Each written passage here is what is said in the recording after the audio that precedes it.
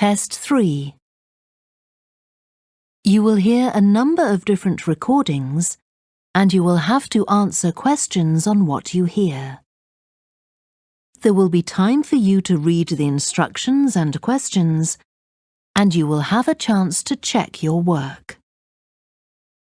All the recordings will be played once only. The test is in 4 sections. At the end of the test, you will be given 10 minutes to transfer your answers to an answer sheet. Now turn to Section 1. Section 1. You will hear a woman telephoning a tourist office to ask about free activities. First, you have some time to look at questions 1 to 6.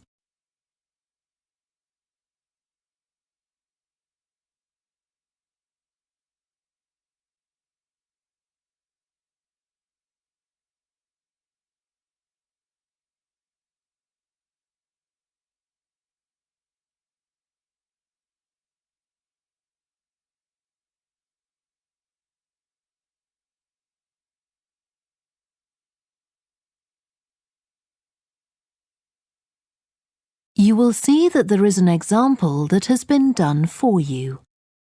On this occasion only, the conversation relating to this will be played first.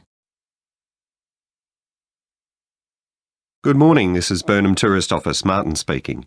Oh, hello. I saw a poster about free things to do in the area, and it said people should phone you for information. I'm coming to Burnham with my husband and 2 children for a few days on June the 27th, or possibly the 28th, and I'd like some ideas for things to do on the 29th. Yes, of course. The date that the woman wants information about is the 29th of June, so the letter C has been circled. Now we shall begin. You should answer the questions as you listen because you will not hear the recording a second time. Listen carefully and answer questions 1 to 6. Good morning, this is Burnham Tourist Office, Martin speaking. Oh, hello. I saw a poster about free things to do in the area, and it said people should phone you for information. I'm coming to Burnham with my husband and 2 children for a few days on June the 27th, or possibly the 28th, and I'd like some ideas for things to do on the 29th. Yes, of course. OK. Then let's start with a couple of events especially for children. The art gallery is holding an event called Family Welcome that day, when there are activities and trails to use throughout the gallery. That sounds interesting. What time does it start? The gallery opens at 10 and the Family Welcome event runs from 10:30 until 2 o'clock. The gallery stays open until 5, and several times during the day they're going to show a short film that the gallery has produced. It demonstrates how ceramics are made, and there'll be equipment and materials for children to have a go themselves. Last time they ran the event there was a film about painting, which went down very well with the children, and they're now working on one about sculpture. I like the sound of that. And what other events happen in Burnham? Well, do you all enjoy listening to music? Oh, yes. Well, there are several free concerts taking place at different times, 1 or 2 in the morning, the majority at lunchtime and a couple in the evening, and they range from pop music to Latin American. The Latin American could be fun. What time is that? It's being repeated several times in different places. They're performing in the Central Library at 1 o'clock, then at 4 it's in the City Museum, and in the evening at 7:30 there's a longer concert in the theatre. Right. I'll suggest that to the rest of the family. Something else you might be interested in is the boat race along the river. Oh, yes. Do tell me about that. The race starts at Offord Marina to the north of Burnham and goes as far as Summer Pool. The best place to watch it from is Charlesworth Bridge, though that does get rather crowded. And who's taking part? Well, local boat clubs, but the standard is very high. One of them came first in the West of England Regional Championship in May this year. It was the first time a team from Burnham has won. It means that next year They'll be representing the region in the National Championship. Before you hear the rest of the conversation, you have some time to look at questions 7 to 10.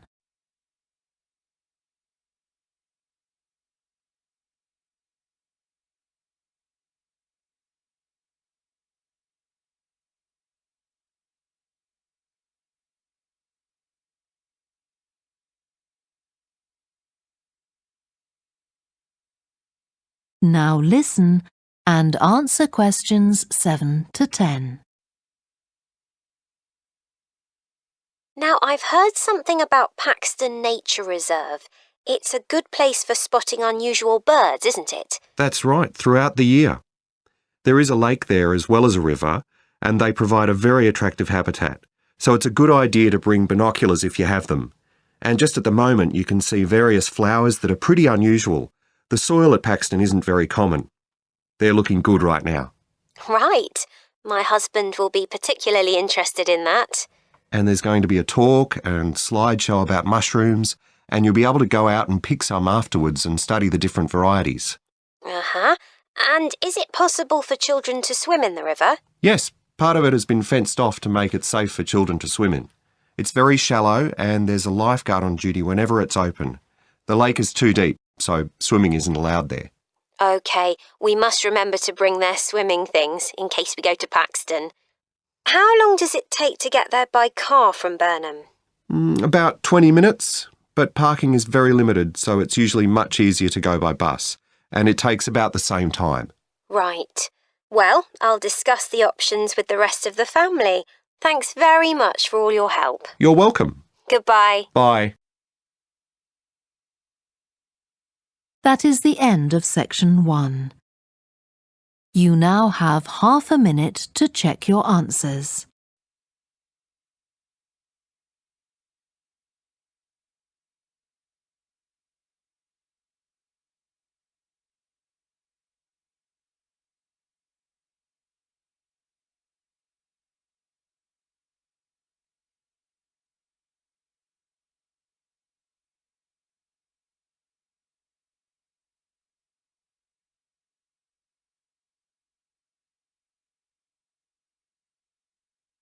Now turn to section 2. Section 2. You will hear a talk given by a woman called Shona Ferguson about changes in a town called Barford. First, you have some time to look at questions 11 to 15.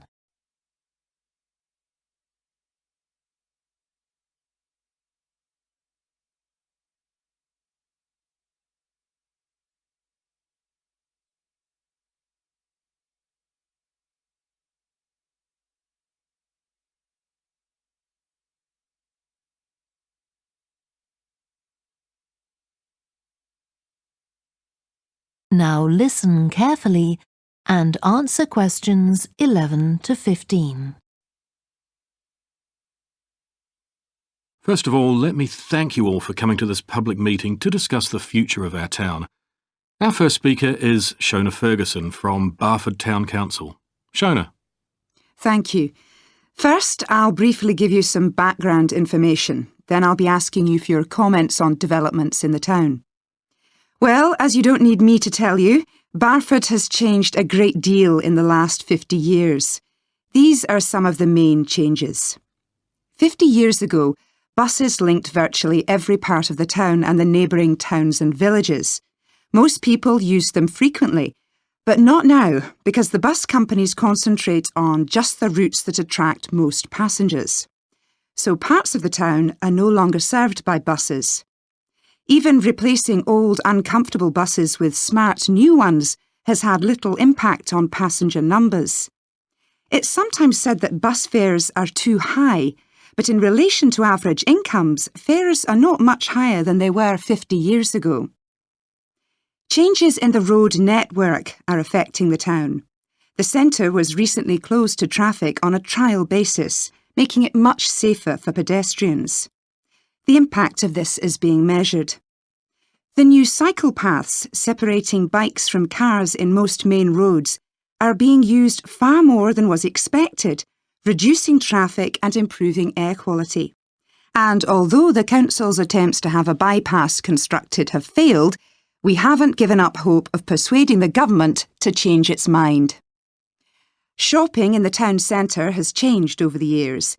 Many of us can remember when the town was crowded with people going shopping. Numbers have been falling for several years, despite efforts to attract shoppers, for instance by opening new car parks. Some people combine shopping with visits to the town's restaurants and cafes. Most shops are small, independent stores, which is good, but many people prefer to use supermarkets and department stores in nearby large towns, as there are so few well-known chain stores here. Turning now to medical facilities.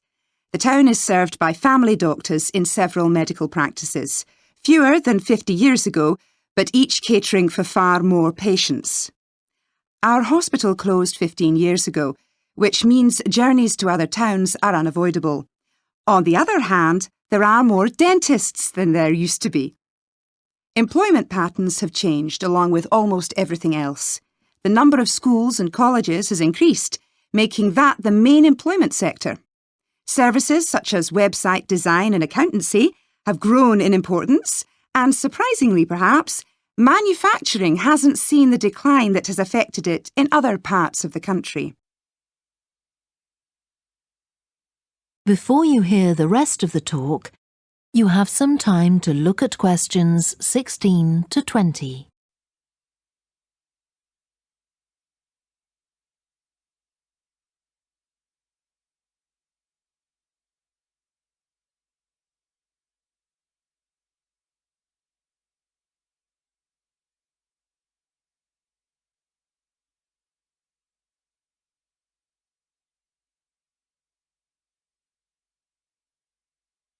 Now listen and answer questions 16 to 20. Now I'll very quickly outline current plans for some of the town's facilities, before asking for your comments.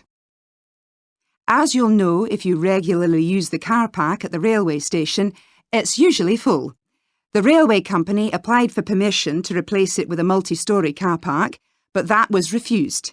Instead, the company has bought some adjoining land, and this will be used to increase the number of parking spaces. The Grand, the old cinema in the High Street, will close at the end of the year and reopen on a different site. You've probably seen the building under construction.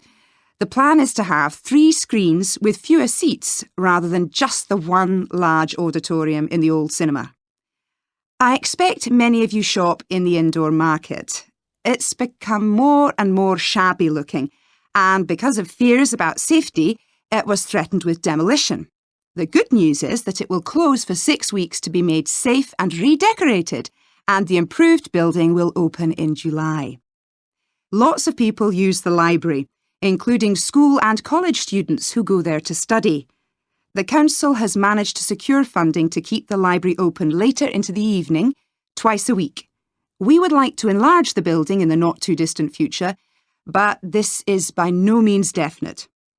There's no limit on access to the nature reserve on the edge of town, and this will continue to be the case. What will change, though, is that the council will no longer be in charge of the area. Instead, it will become the responsibility of a national body that administers most nature reserves in the country. OK, now let me ask you if you have... That is the end of section 2. You now have half a minute to check your answers.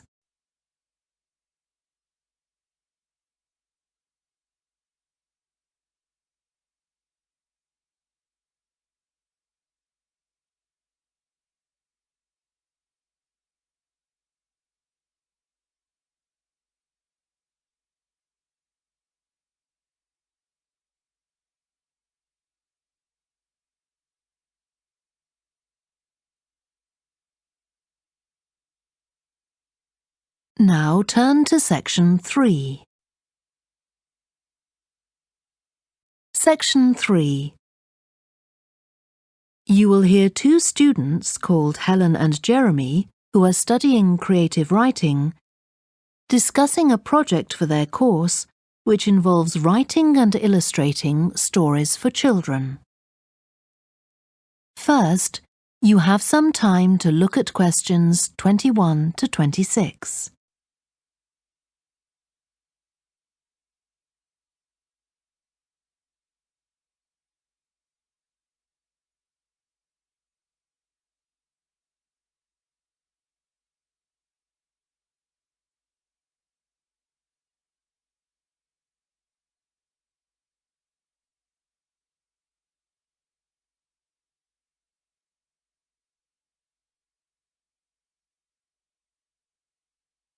Now listen carefully and answer questions 21 to 26.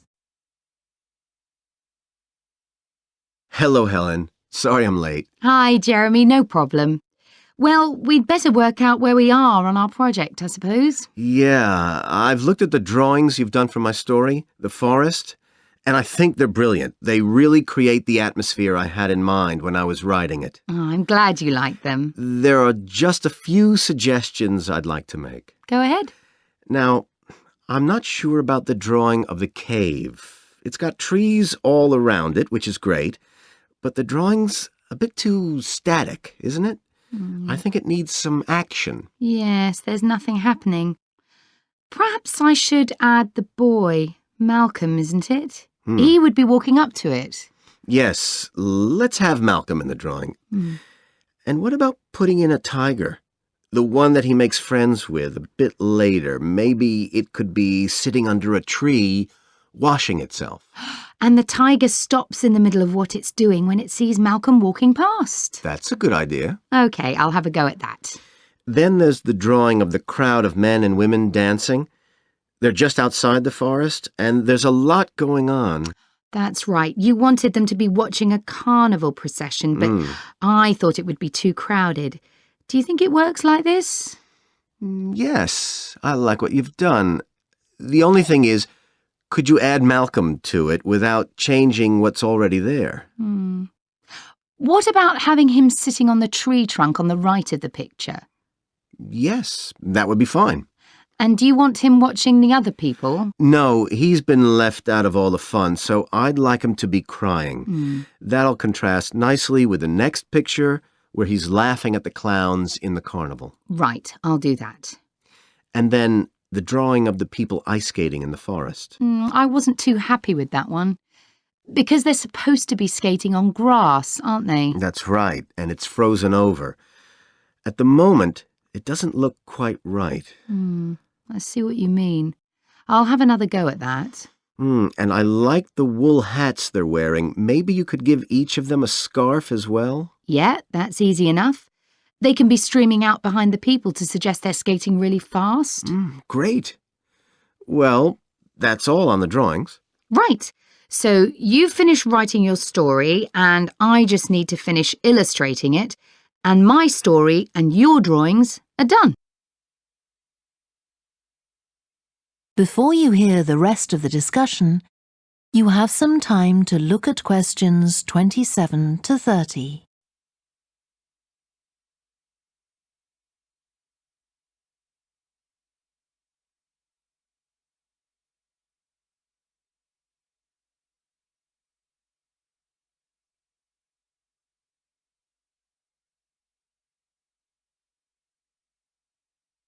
Now listen and answer questions 27 to 30. So the next thing is to decide what exactly we need to write about in the report that goes with the stories and how we're going to divide the work. Right, Helen. What do you think about including a section on how we planned the project as a whole, Jeremy? That's probably quite important. Yeah, well, you've had most of the good ideas so far. How do you feel about drafting something? Then we can go through it together and discuss it. OK, that seems reasonable. And I could include something on how we came up with the ideas for our two stories, couldn't I? Well, I've started writing something about that, so why don't you do the same and we can include the two things? Right. So what about our interpretation of the stories? Do we need to write about what we think they show, like the value of helping other people or that sort of thing? That's going to come up later, isn't it?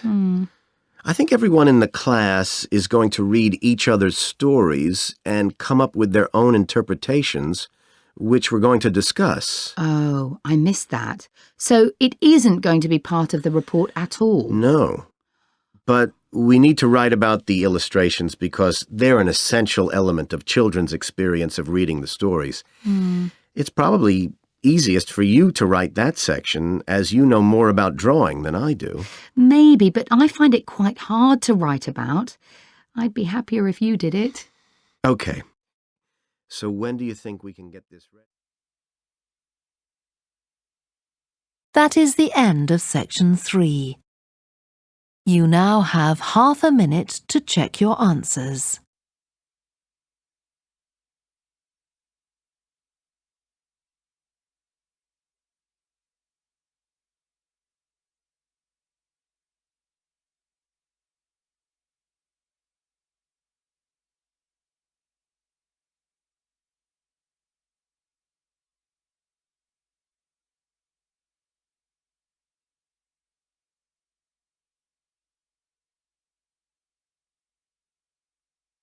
Now turn to section 4.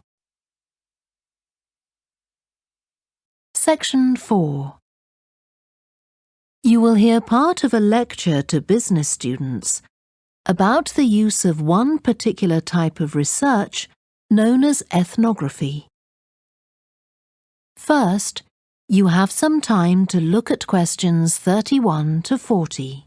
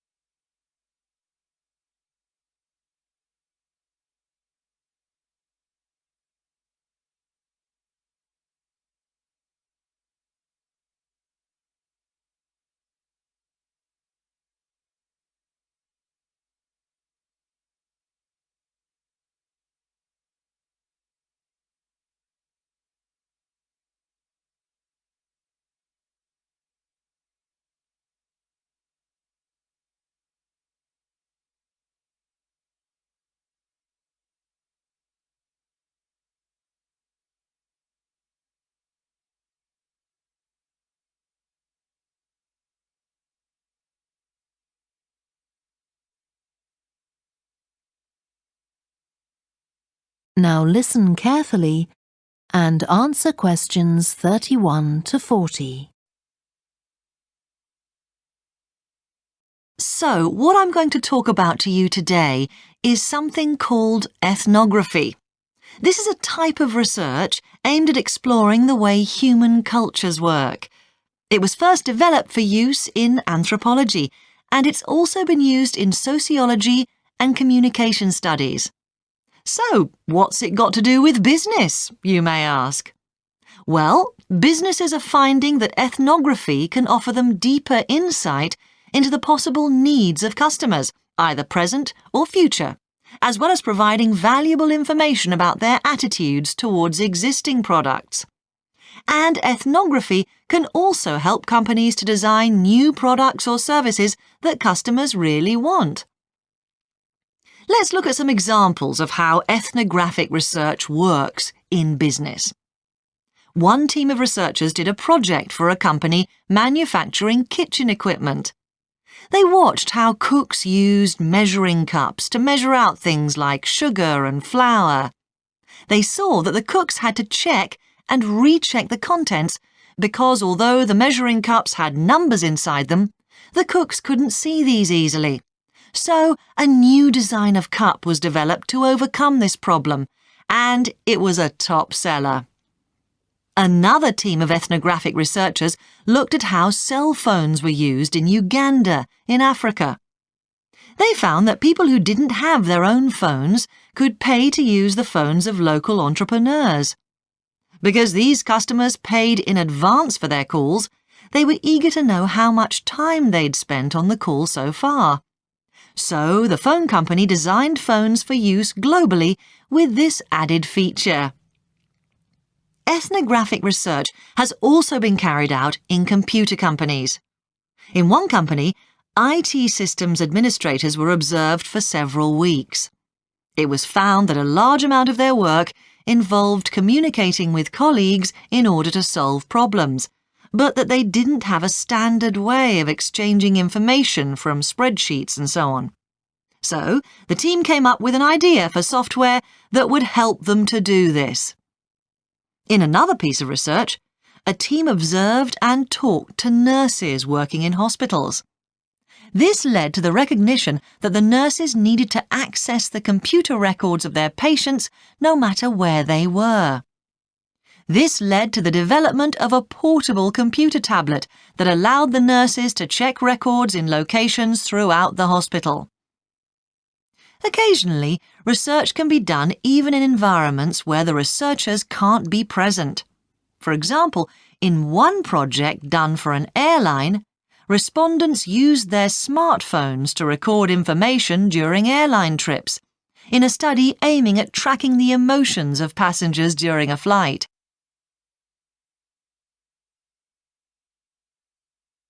So, what makes studies like these different from ordinary research?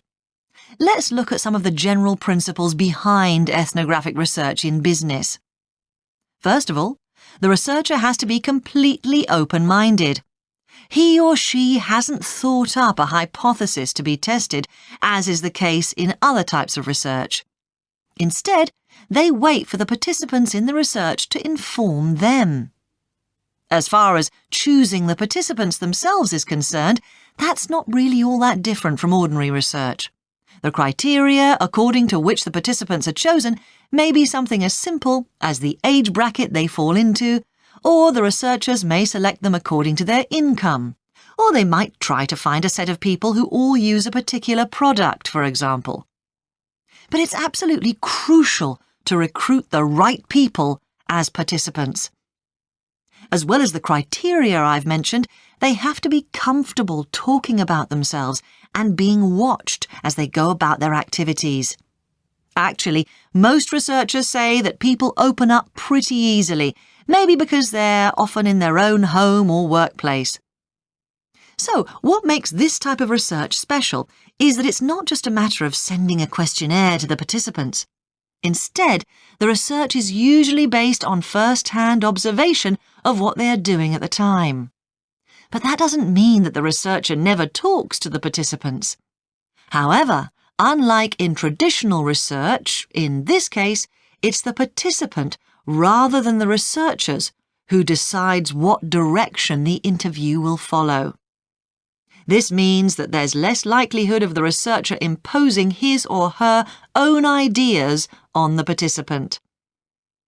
But after they've said goodbye to their participants and got back to their office, the researcher's work isn't finished. Most researchers estimate that 70 to 80% of their time is spent not on the collecting of data, but on its analysis, looking at photos, listening to recordings and transcribing them, and so on. The researchers may end up with hundreds of pages of notes. And to determine what's significant, they don't focus on the sensational things or the unusual things. Instead, they try to identify a pattern of some sort in all this data and to discern the meaning behind it. This can result in some compelling insights that can, in turn, feed back to the whole design process. That is the end of section 4. You now have half a minute to check your answers.